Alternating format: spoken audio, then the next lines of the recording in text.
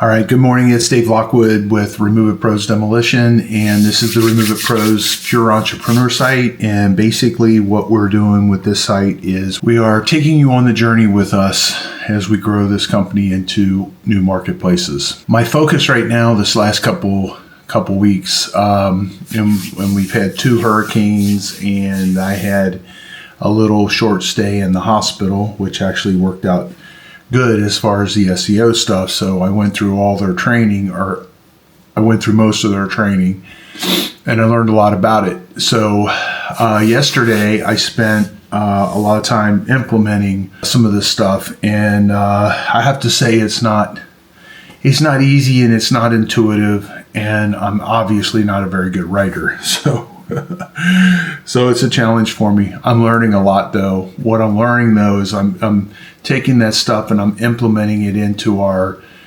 this world's second largest search engine, which is YouTube. We picked up 2 jobs this last week that came from YouTube. So they trust us from YouTube, just interacting and getting to know us. So that's awesome.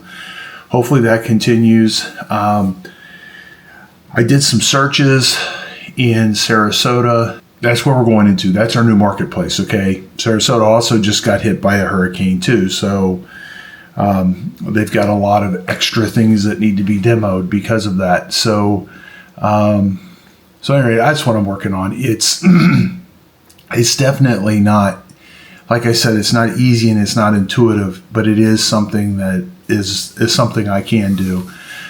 Now, there's some other things we did. One is I'm putting links back and forth between YouTube and the websites. I'm not sure about whether that's going to help us or not. I have put into we have 5,000 characters we're allowed to have inside of our description. So the first paragraph of the description, I'm using that to do the video description. Then under that, I'm putting a bunch of the different links to different things that we're doing.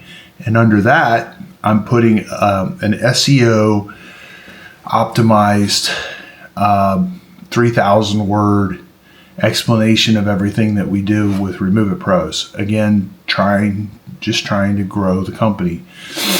So it's pretty exciting stuff. So yesterday, for fun, Angie says to me, she says, "Hey, what's going on with Lover's Key?" And I'm like, "What do you mean what's going on with Lover's Key?" She says, "Well, the gates are closed. They're not letting anybody in." I'm like, what's funny is that pile of sand is right across the street.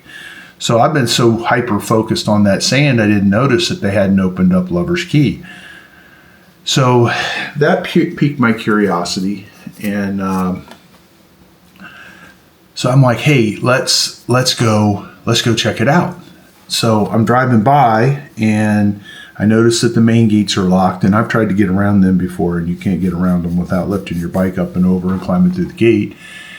And then I'm watching, and they had put this new fence up right alongside of the bridge that they're building. They put the fence all the way down to almost to the ocean. So as we went by, I looked down underneath the bridge, and it looked like you could get by going by the ocean.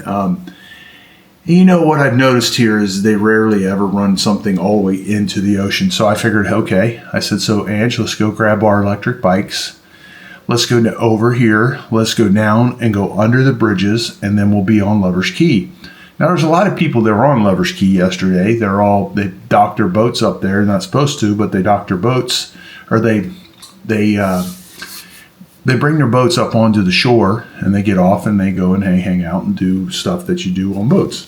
So, at any rate, I get over there, and we start going down the beach, and the beach is really churned up, and they've been using big equipment on it, and it makes it hard to walk because it makes it hard to ride a bike too, electric bike or a regular bike, or walk, or any of that.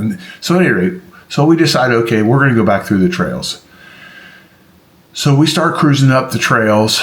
It's about a mile long to get back up into the main area of Lover's Key, and we and you could see where the hurricane had chewed up this path, and it was, oh man, it was all this stuff. It was all messed up. So anyway, we went all the way back in there, went through Lover's Key, and then I saw some guys working, and I thought, they're not going to want us in here. They're going to tell us to get out, so I'm not going to go over there.